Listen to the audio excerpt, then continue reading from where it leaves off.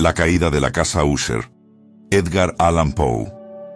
Durante todo un día de otoño, triste, oscuro, silencioso, cuando las nubes se cernían bajas y pesadas en el cielo, crucé solo, a caballo, una región singularmente lúgubre del país, y al fin, al acercarse las sombras de la noche, me encontré a la vista de la melancólica casa Usher. No sé cómo fue, pero a la primera mirada que eché al edificio, invadió mi espíritu un sentimiento de insoportable tristeza. Digo insoportable porque no lo atemperaba ninguno de esos sentimientos semiagradables, por ser poéticos, con los cuales recibe el espíritu aún las más austeras imágenes naturales de lo desolado o lo terrible. Miré el escenario que tenía delante, la casa y el sencillo paisaje del dominio, las paredes desnudas, las ventanas como ojos vacíos, los ralos y siniestros juncos y los escasos troncos de árboles agostados, con una fuerte depresión de ánimo, únicamente comparable, como sensación terrena, al despertar del fumador de opio, la amarga caída en la existencia cotidiana, el horrible descorrerse del velo. Era una frialdad, un abatimiento, un malestar del corazón, una irremediable tristeza mental que ningún acicate de la imaginación podía desviar hacia forma alguna de lo sublime. ¿Qué era? Me detuve a pensar. ¿Qué era lo que así me desalentaba en la contemplación de la casa Usher? Misterio insoluble. Y yo no podía luchar con los sombríos pensamientos que se congregaban a mi alrededor mientras reflexionaba. Me vi obligado a incurrir en la insatisfactoria conclusión de que mientras hay, fuera de toda duda, combinaciones de simplísimos objetos naturales que tienen el poder de afectarnos así, el análisis de este poder se encuentra aún entre las consideraciones que están más allá de nuestro alcance. Era posible, reflexioné, que una simple disposición diferente de los elementos de la escena, de los detalles del cuadro, fuera suficiente para modificar o quizá anular su poder de impresión dolorosa. Y, procediendo de acuerdo con esta idea, empujé mi caballo a la escarpada orilla de un estanque negro y fantástico que extendía su brillo tranquilo junto a la mansión.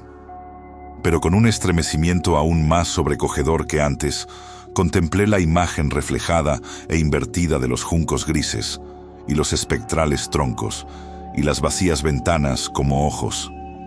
En esa mansión de melancolía, sin embargo, proyectaba pasar algunas semanas. Su propietario, Roderick Usher, había sido uno de mis alegres compañeros de adolescencia, pero muchos años habían transcurrido desde nuestro último encuentro. Sin embargo, acababa de recibir una carta en una región distinta del país, una carta suya, la cual, por su tono exasperadamente apremiante, no admitía otra respuesta que la presencia personal. La escritura denotaba agitación nerviosa. El autor hablaba de una enfermedad física aguda, de un desorden mental que le oprimía y de un intenso deseo de verme por ser su mejor y, en realidad, su único amigo personal, con el propósito de lograr, gracias a la jovialidad de mi compañía, algún alivio a su mal. La manera en que se decía esto, y mucho más, este pedido hecho de todo corazón, no me permitieron vacilar, y en consecuencia obedecí de inmediato al que, no obstante, consideraba un requerimiento singularísimo. Aunque de muchachos habíamos sido camaradas íntimos, en realidad poco sabía de mi amigo. Siempre se había mostrado excesivamente reservado. Yo sabía, sin embargo, que su antiquísima familia se había destacado desde tiempos inmemoriales por una peculiar sensibilidad de temperamento desplegada, a lo largo de muchos años, en numerosas y elevadas concepciones artísticas y manifestada, recientemente, en repetidas obras de caridad generosas, aunque discretas, así como en una apasionada devoción a las dificultades más que a las bellezas ortodoxas y fácilmente reconocibles de la ciencia musical. Conocía también el hecho notabilísimo de que la estirpe de los Usher, siempre venerable, no había producido en ningún período una rama duradera. En otras palabras, que toda la familia se limitaba a la línea de descendencia directa y siempre, con insignificantes y transitorias variaciones, había sido así. Esta ausencia, pensé, mientras revisaba mentalmente el perfecto acuerdo del carácter de la propiedad con el que distinguía a sus habitantes, reflexionando sobre la posible influencia que la primera, a lo largo de tantos siglos, podía haber ejercido sobre los segundos, esta ausencia, quizá, de ramas colaterales y la consiguiente transmisión constante de padre a hijo del patrimonio junto con el nombre, era la que, al fin, identificaba tanto a los dos, hasta el punto de fundir el título originario del dominio en el extraño y equívoco nombre de Casa Usher, nombre que parecía incluir, entre los campesinos que lo usaban, la familia y la mansión familiar. He dicho que el solo efecto de mi experimento, un tanto infantil, el de mirar en el estanque, había ahondado la primera y singular impresión. No cabe duda de que la conciencia del rápido crecimiento de mi superstición, pues, ¿por qué no he de darle este nombre?, servía especialmente para acelerar su crecimiento mismo. Tal es, lo sé de antiguo, la paradójica ley de todos los sentimientos que tienen como base el terror. Y debe de haber sido por esta sola razón que, cuando de nuevo alcé los ojos hacia la casa desde su imagen en el estanque, surgió en mi mente una extraña fantasía tan ridícula, en verdad, que solo la menciono para mostrar la vívida fuerza de las sensaciones que me oprimían. Mi imaginación estaba excitada, al punto de convencerme de que se cernía sobre toda la casa y el dominio una atmósfera propia de ambos y de su inmediata vecindad. Una atmósfera sin afinidad con el aire del cielo, exhalada por los árboles, marchitos, por los muros grises, por el estanque silencioso, un vapor pestilente y místico, opaco, pesado, apenas perceptible, de color plomizo. Sacudiendo de mi espíritu eso que tenía que ser un sueño, examiné más de cerca el verdadero aspecto del edificio. Su rasgo dominante parecía ser una excesiva antigüedad. Grande era la decoloración producida por el tiempo. Menudos hongos se extendían por toda la superficie, suspendidos desde el alero en una fina y enmarañada tela de araña. Pero esto nada tenía que ver con ninguna forma de destrucción. No había caído parte alguna de la mampostería, y parecía haber una extraña incongruencia entre la perfecta adaptación de las partes y la disgregación de cada piedra. Esto me recordaba mucho la aparente integridad de ciertos maderajes que se han podrido largo tiempo en alguna cripta descuidada, sin que intervenga el soplo del aire exterior. Aparte de este indicio de ruina general, la fábrica daba pocas señales de inestabilidad. Quizá el ojo de un observador minucioso hubiera podido descubrir una fisura apenas perceptible que, extendiéndose desde el tejado del edificio, en el frente, se abría camino pared abajo, en zigzag, hasta perderse en las sombrías aguas del estanque. Mientras observaba estas cosas, cabalgué por una breve calzada hasta la casa. Un sirviente que aguardaba tomó mi caballo, y entré en la bóveda gótica del vestíbulo. Un criado de paso furtivo me condujo desde allí, en silencio, a través de varios pasadizos oscuros e intrincados, hacia el gabinete de su amo. Mucho de lo que encontré en el camino contribuyó, no sé cómo, a avivar los vagos sentimientos de los cuales he hablado ya. Mientras los objetos circundantes, los relieves de los cielos rasos, los oscuros tapices de las paredes, el ébano negro de los pisos y los fantasmagóricos trofeos heráldicos que rechinaban a mi paso, eran cosas a las cuales, o a sus semejantes, estaba acostumbrado desde la infancia, mientras cavilaba en reconocer lo familiar que era todo aquello. Me asombraban por lo insólitas las fantasías que esas imágenes no habituales provocaban en mí. En una de las escaleras encontré al médico de la familia. La expresión de su rostro, pensé, era una mezcla de baja astucia y de perplejidad.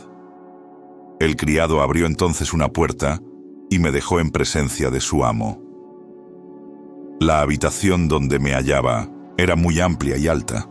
Tenía ventanas largas, estrechas y puntiagudas, y a distancia tan grande del piso de roble negro, que resultaban absolutamente inaccesibles desde dentro. Débiles fulgores de luz carmesí se abrían paso a través de los cristales enrejados y servían para diferenciar suficientemente los principales objetos. Los ojos, sin embargo, luchaban en vano para alcanzar los más remotos ángulos del aposento, a los huecos del techo abovedado y esculpido. Oscuros tapices colgaban de las paredes. El moblaje general era profuso, incómodo, antiguo y destartalado. Había muchos libros e instrumentos musicales en desorden que no lograban dar ninguna vitalidad a la escena. Sentí que respiraba una atmósfera de dolor. Un aire de dura, profunda e irremediable melancolía lo envolvía y penetraba todo. A mi entrada, Usher se incorporó de un sofá donde estaba tendido cuán largo era y me recibió con calurosa vivacidad, que mucho tenía, pensé al principio, de cordialidad excesiva, del esfuerzo obligado del hombre de mundo en Nuyé. Pero una mirada a su semblante me convenció de su perfecta sinceridad. Nos sentamos y durante unos instantes, mientras no hablaba, lo observé con un sentimiento en parte de compasión, en parte de espanto. Seguramente hombre alguno hasta entonces había cambiado tan terriblemente, en un periodo tan breve, como Roderick Usher. A duras penas pude llegar a admitir la identidad del ser exangüe que tenía ante mí, con el compañero de mi adolescencia. Sin embargo, el carácter de su rostro había sido siempre notable. La tez cadavérica, los ojos, grandes, líquidos, incomparablemente luminosos. Los labios, un tanto finos y muy pálidos, pero de una curva extraordinariamente hermosa. La nariz, de delicado tipo hebreo, pero de ventanillas más abiertas de lo que es habitual en ellas. El mentón, finamente modelado, revelador, en su falta de prominencia, de una falta de energía moral. Los cabellos, más suaves y más tenues que tela de araña. Estos rasgos y el excesivo desarrollo de la región frontal constituían una fisonomía difícil de olvidar. Y ahora la simple exageración del carácter dominante de esas facciones y de su expresión habitual revelaban un cambio tan grande que dudé de la persona con quien estaba hablando. La palidez espectral de la piel, el brillo milagroso de los ojos, por sobre todas las cosas, me sobresaltaron y aún me aterraron. El sedoso cabello, además, había crecido al descuido y como en su desordenada textura de telaraña flotaba más que caía alrededor del rostro, me era imposible, aún haciendo un esfuerzo, relacionar su enmarañada apariencia con idea alguna de simple humanidad. En las maneras de mi amigo me sorprendió encontrar incoherencia, inconsistencia, y pronto descubrí que era motivada por una serie de débiles y fútiles intentos de vencer un azoramiento habitual, una excesiva agitación, nerviosa. A decir verdad, ya estaba preparado para algo de esta naturaleza, no menos por su carta que por reminiscencias de ciertos rasgos juveniles y por las conclusiones deducidas de su peculiar conformación física y su temperamento. Sus gestos eran alternativamente vivaces y lentos. Su voz pasaba de una indecisión trémula, cuando su espíritu vital parecía en completa latencia, a esa especie de concisión enérgica, esa manera de hablar abrupta, pesada, lenta, hueca, a esa pronunciación gutural, densa, equilibrada, perfectamente modulada, que puede observarse en el borracho perdido o en el opiómano incorregible durante los periodos de mayor excitación. Así me habló del objeto de mi visita, de su vehemente deseo de verme y del solaz que aguardaba de mí. Abordó con cierta extensión lo que él consideraba la naturaleza de su enfermedad. Era, dijo, un mal constitucional y familiar, y desesperaba de hallarle remedio. Una simple afección nerviosa, añadió de inmediato, que indudablemente pasaría pronto. Se manifestaba en una multitud de sensaciones anormales. Algunas de ellas, cuando las detalló, me interesaron y me desconcertaron, aunque sin duda tuvieron importancia los términos y el estilo general del relato. Padecía mucho de una acuidad mórbida de los sentidos. Apenas soportaba los alimentos más insípidos. No podía vestir sino ropas de cierta textura. Los perfumes de todas las flores le eran opresivos. Aún la luz más débil torturaba sus ojos, y solo pocos sonidos peculiares, y estos de instrumentos de cuerda, no le inspiraban horror. Vi que era un esclavo sometido a una suerte anormal de terror. «Moriré», dijo. «Tengo que morir de esta deplorable locura. Así, y no de otro modo me perderé. Temo los sucesos del futuro, no por sí mismos, sino por sus resultados. Me estremezco pensando en cualquier incidente, aún el más trivial, que pueda actuar sobre esta intolerable agitación. No aborrezco el peligro, como no sea por su efecto absoluto, el terror. En este desaliento, en esta lamentable condición, siento que tarde o temprano llegará el periodo en que deba abandonar vida y razón a un tiempo, en alguna lucha con el torvo fantasma, el miedo». Conocí además por intervalos, y a través de insinuaciones interrumpidas y ambiguas, otro rasgo singular de su condición mental. Estaba dominado por ciertas impresiones supersticiosas relativas a la morada que ocupaba y de donde, durante muchos años, nunca se había aventurado a salir. Supersticiones relativas a una influencia cuya supuesta energía fue descrita en términos demasiado sombríos para repetirlos aquí. Influencia que algunas peculiaridades de la simple forma y material de la casa familiar habían ejercido sobre su espíritu, decía, a fuerza de soportarlas largo tiempo. Efecto que el aspecto físico de los muros y las torrecillas grises y el oscuro estanque en el cual estos se miraban había producido, a la larga, en la moral de su existencia. Admitía, sin embargo, aunque con vacilación, que podía buscarse un origen más natural y más palpable a mucho de la peculiar melancolía que así lo afectaba. La cruel y prolongada enfermedad, la disolución evidentemente próxima de una hermana tiernamente querida, su única compañía durante muchos años, su último y solo pariente sobre la tierra. Su muerte, decía con una amargura que nunca podré olvidar, hará de mí, el desesperado, el frágil, el último de la antigua raza de los Usher. Mientras hablaba, Madeline, que así se llamaba, pasó lentamente por un lugar apartado del aposento y sin notar mi presencia, desapareció. La miré con extremado asombro, no desprovisto de temor, y sin embargo me es imposible explicar estos sentimientos. Una sensación de estupor me oprimió, mientras seguía con la mirada sus pasos que se alejaban. Cuando por fin una puerta se cerró tras ella, mis ojos buscaron instintiva y ansiosamente el semblante del hermano, pero éste había hundido la cara entre las manos y solo pude percibir que una palidez mayor que la habitual se extendía en los dedos descarnados, por entre los cuales se filtraban apasionadas lágrimas. La enfermedad de Madeline había burlado durante mucho tiempo la ciencia de sus médicos. Una apatía permanente, un agotamiento gradual de su persona y frecuentes, aunque transitorios accesos de carácter parcialmente cataléptico eran el diagnóstico insólito. Hasta entonces había soportado con firmeza la carga de su enfermedad, negándose a guardar cama.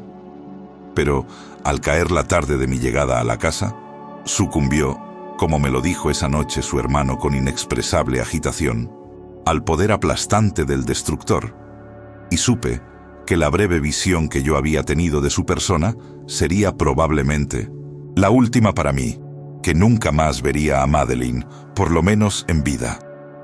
En los varios días posteriores, ni Usher ni yo mencionamos su nombre, y durante este periodo me entregué a vehementes esfuerzos para aliviar la melancolía de mi amigo. Pintábamos y leíamos juntos, o yo escuchaba, como en un sueño, las extrañas improvisaciones de su elocuente guitarra.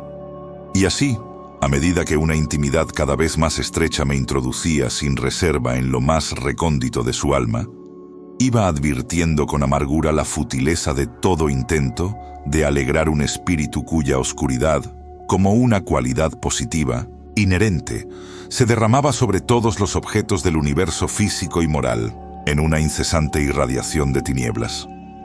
Siempre tendré presente el recuerdo de las muchas horas solemnes que pasé a solas con el amo de la casa Usher.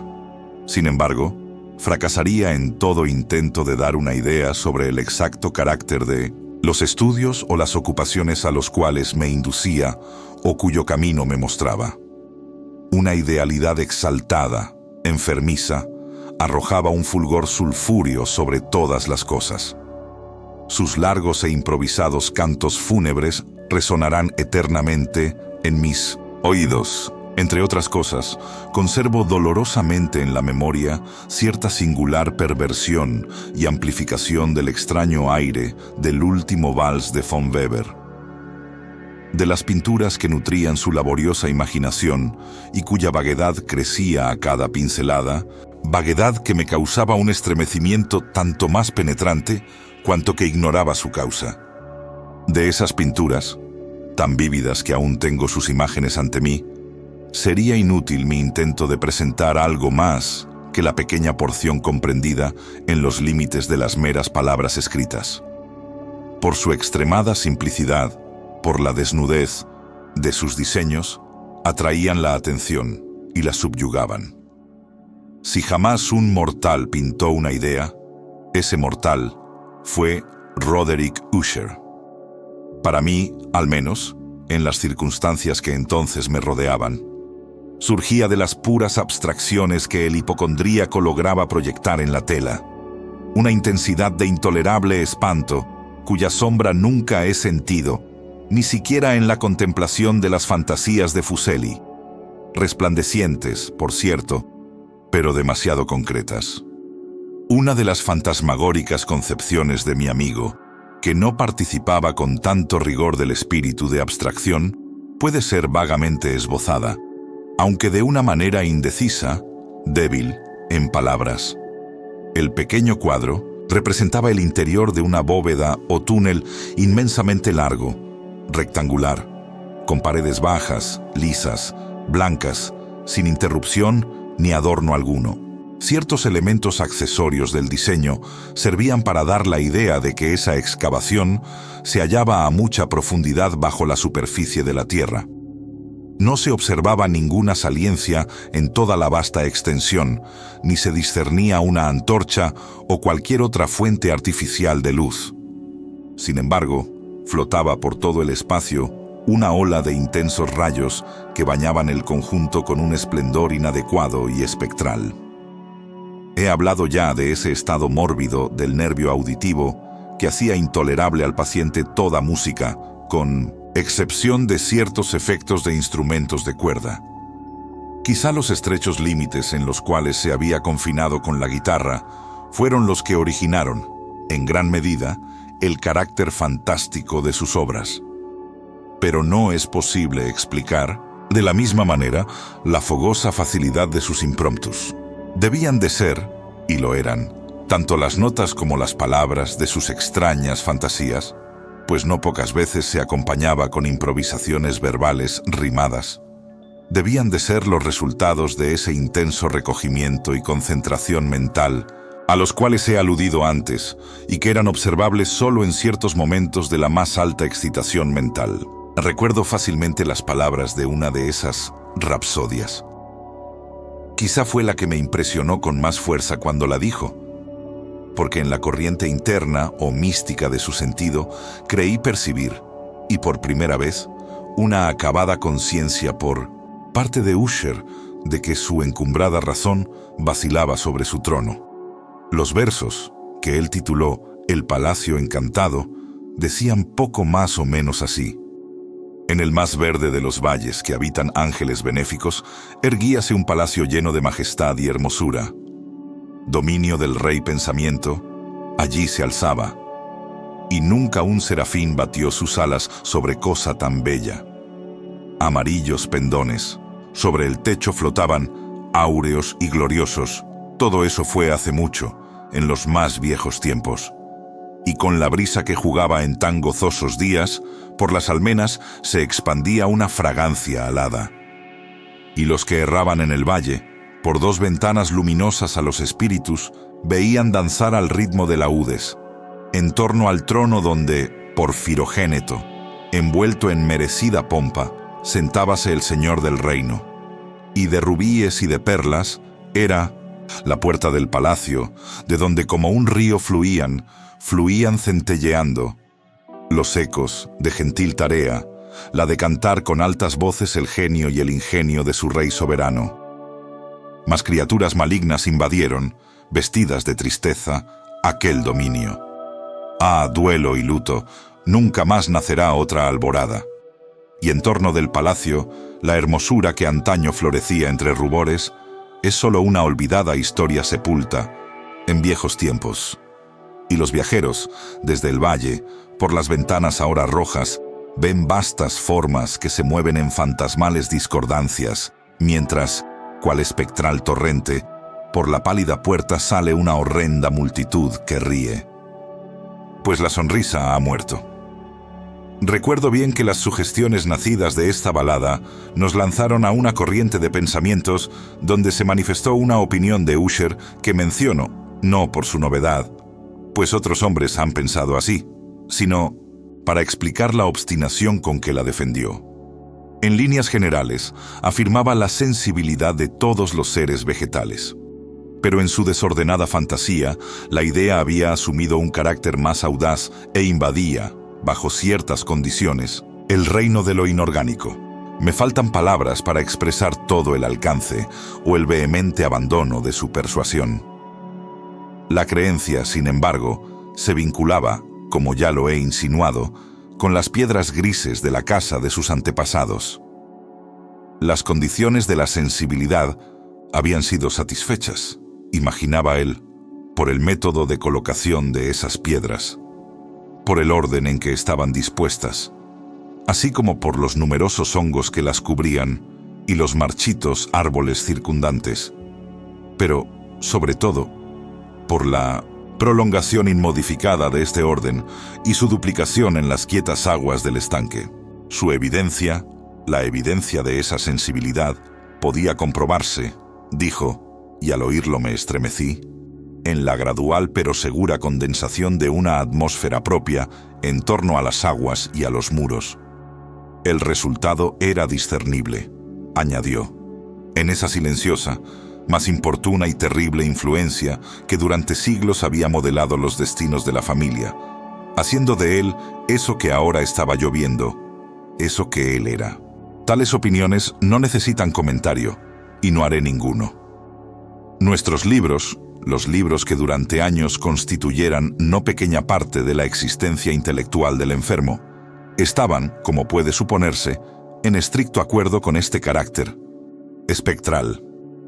Estudiábamos juntos obras tales como El Berber et Chartreuse de Gresset, El Belfegor de Maquiavelo, Del cielo y del infierno de Swedenborg, El viaje subterráneo de Nicolas Klim de Holberg, La quiromancia de Robert Flood de Jean d'Indaginé y de la Chambre, El viaje a la distancia azul de Tieck y La ciudad del sol de Campanella. Nuestro libro favorito era un pequeño volumen en octavo del Directorium Inquisitorium, del dominico Eimeric de Girone, y había pasajes de Pomponius Mela sobre los viejos sátiros africanos y egibanos con los cuales Usher soñaba horas enteras. Pero encontraba su principal deleite en la lectura cuidadosa de un rarísimo y curioso libro gótico en cuarto, el manual de una iglesia olvidada, Las Vigiliae Mortuorum Chorum Ecclesiae Maguntiae. No podía dejar de pensar en el extraño ritual de esa obra y en su probable influencia sobre el hipocondríaco, cuando una noche, tras informarme bruscamente que Madeline había dejado de existir, declaró su intención de preservar su cuerpo durante 15 días, antes de su inhumación definitiva, en una de las numerosas criptas del edificio. El humano motivo que alegaba para justificar esta singular conducta no me dejó en libertad de discutir. El hermano había llegado a esta decisión, así me dijo, considerando el carácter insólito de la enfermedad de la difunta, ciertas importunas y ansiosas averiguaciones por parte de sus médicos, la remota y expuesta situación del cementerio familiar. No he de negar que, cuando evoqué el siniestro aspecto de la persona con quien me cruzara en la escalera el día de mi llegada a la casa, no tuve deseo de oponerme a lo que consideré una precaución inofensiva y en modo alguno extraña. A pedido de Usher, lo ayudé personalmente en los preparativos de la sepultura temporaria. Ya en el ataúd, los dos solos, llevamos el cuerpo a su lugar de descanso.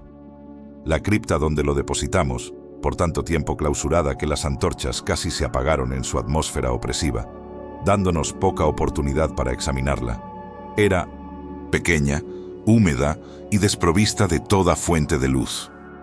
Estaba a gran profundidad, justamente bajo la parte de la casa que ocupaba mi dormitorio.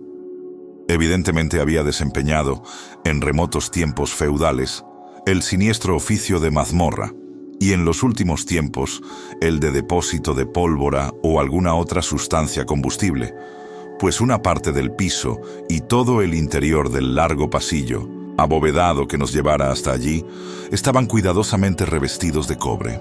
La puerta, de hierro macizo, tenía una protección semejante.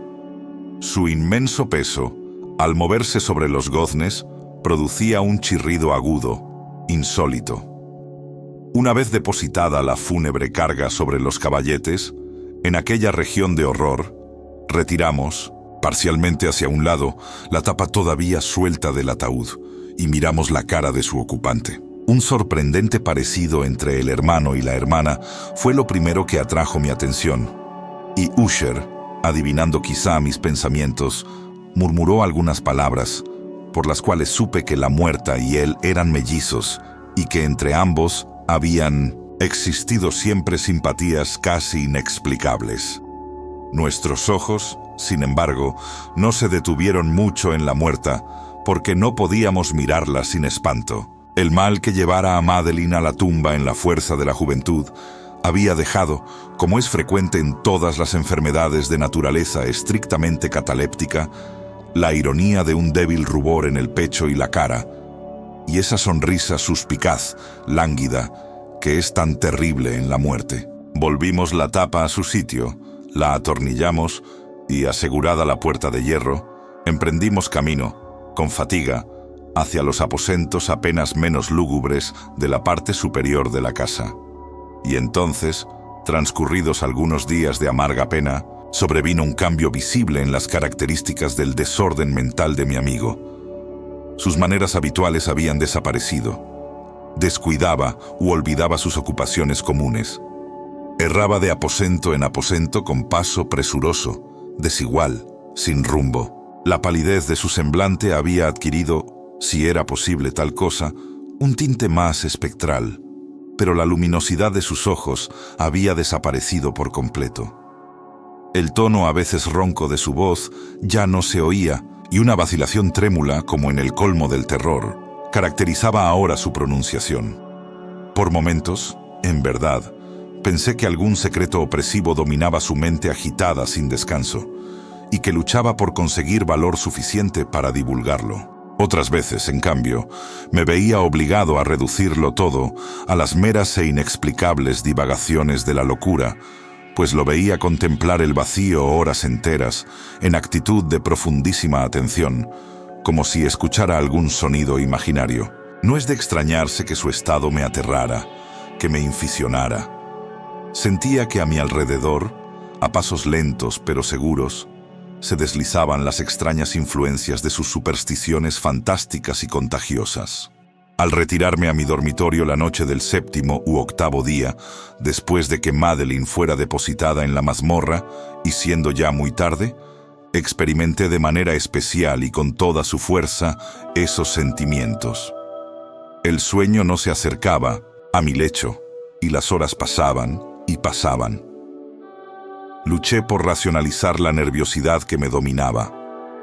Traté de convencerme de que mucho, si no todo lo que sentía, era causado por la desconcertante influencia del lúgubre moblaje de la habitación, de los tapices oscuros y raídos que, atormentados por el soplo de una tempestad incipiente, Se balanceaban espasmódicos de aquí para allá sobre los muros y crujían desagradablemente alrededor de los adornos del lecho. Pero mis esfuerzos eran infructuosos.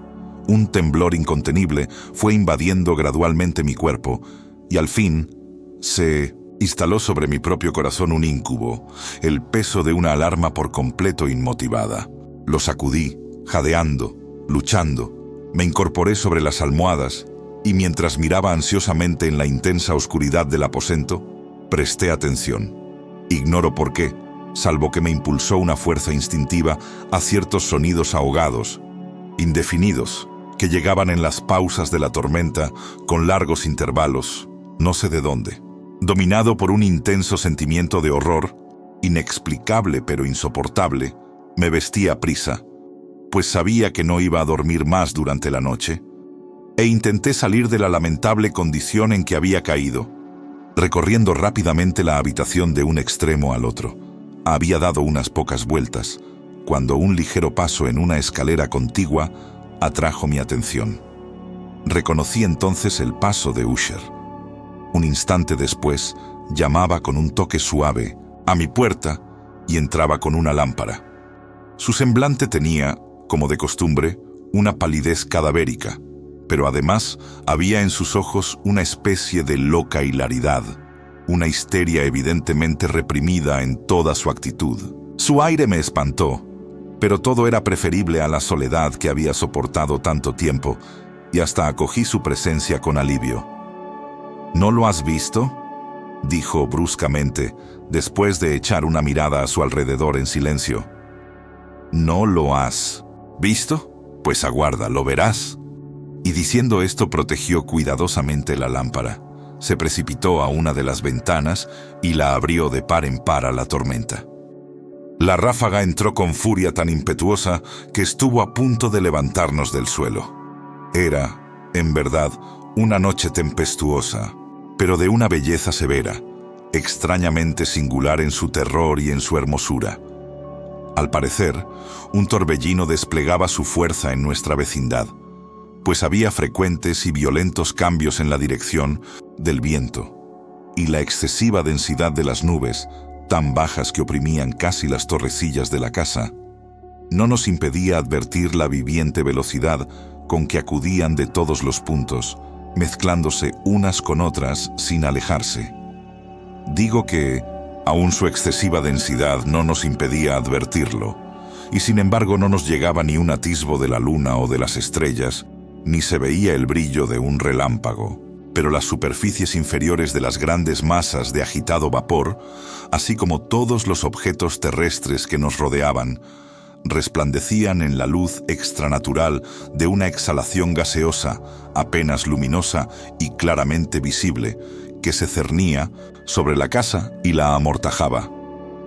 «No debes mirar, no mirarás eso», dije estremeciéndome, mientras con suave violencia apartaba a Usher de la ventana para conducirlo a un asiento.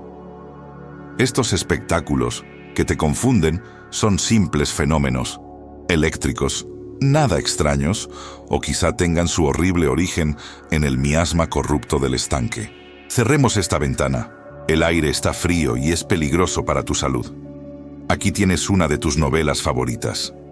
Yo leeré y me escucharás, y así pasaremos juntos esta noche terrible. El antiguo volumen que había tomado era Mad Trist de Launcelot Canning, pero lo había calificado de favorito de Usher más por triste broma que en serio, pues poco había en su prolijidad tosca, sin imaginación, que pudiera interesar a la elevada e ideal espiritualidad de mi amigo. Pero era el único libro que tenía a mano, y alimenté la vaga esperanza de que la excitación que en ese momento agitaba al hipocondríaco pudiera hallar alivio, pues la historia de los trastornos mentales está llena de anomalías semejantes, aún en la exageración de la locura que yo iba a leerle. De haber juzgado, a decir verdad, por la extraña y tensa vivacidad con que escuchaba o parecía escuchar las palabras de la historia, me hubiera felicitado por el éxito de mi idea. Había llegado a esa parte bien conocida de la historia en que Ethelred, el héroe del Trist, Después de sus vanos intentos de introducirse por las buenas en la morada del eremita, procede a entrar por la fuerza. Aquí, se recordará, las palabras del relator son las siguientes. Y Ethelred, que era por naturaleza un corazón valeroso y fortalecido además gracias al poder del vino que había bebido, no aguardó el momento de parlamentar con el eremita, quien, en realidad, era de índole obstinada y maligna.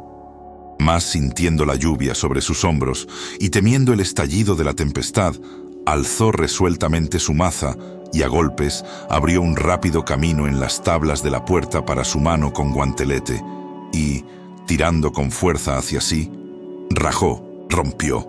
Lo destrozó todo en tal forma que el ruido de la madera seca y hueca retumbó en el bosque y lo llenó de alarma.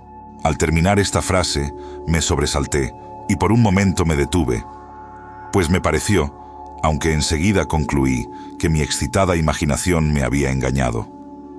Me pareció que, de alguna remotísima parte de la mansión, llegaba confusamente a mis oídos algo que podía ser, por su exacta similitud, el eco, aunque sofocado y sordo, por cierto, del mismo ruido de rotura, de destrozo que Launcelot había descrito con tanto detalle.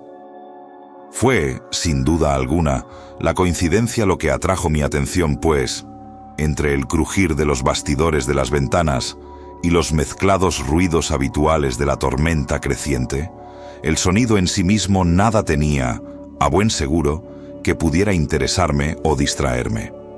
Continué el relato.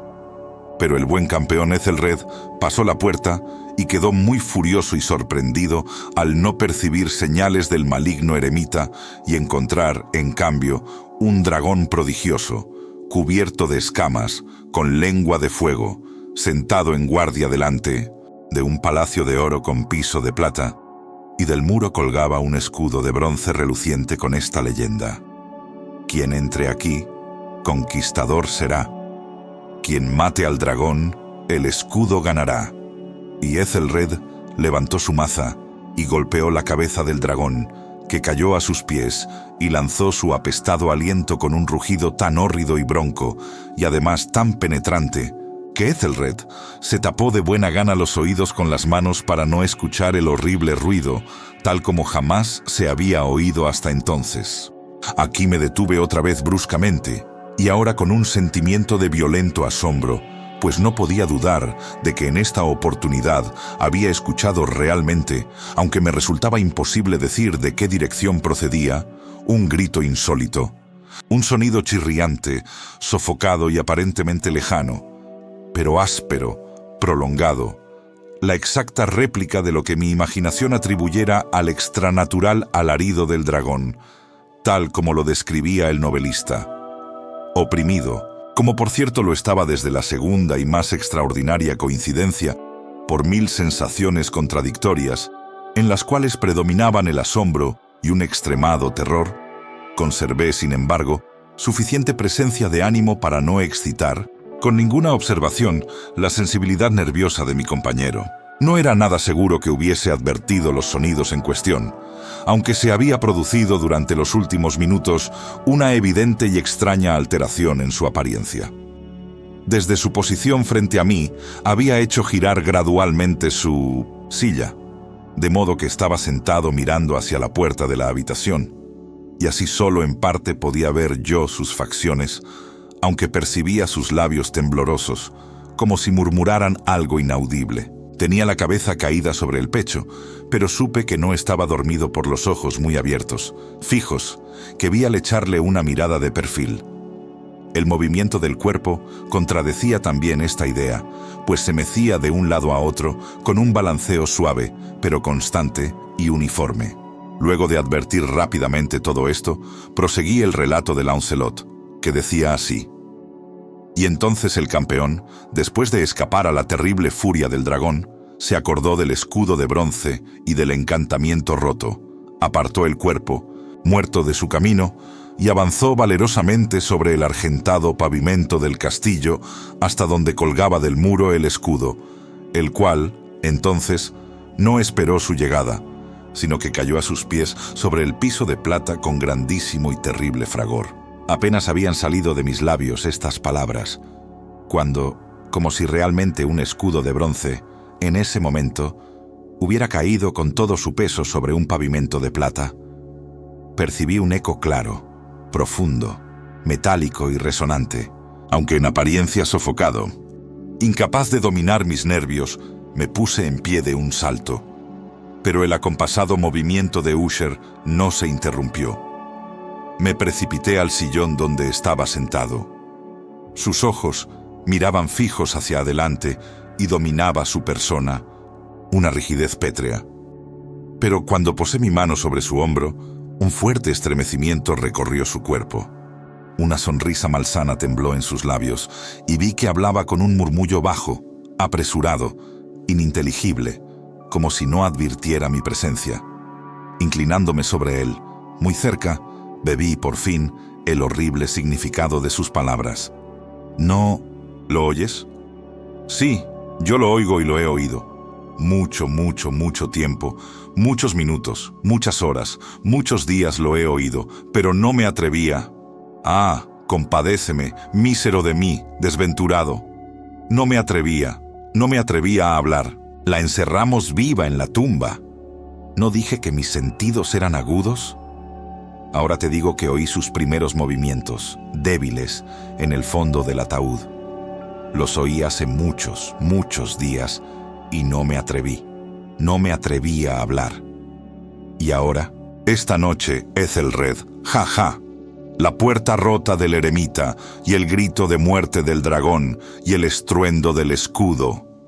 Di mejor, el ruido del ataúd al rajarse, y el chirriar de los férreos goznes de su prisión, y sus luchas dentro de la cripta, por el pasillo abovedado revestido de cobre. Oh, ¿a dónde huiré?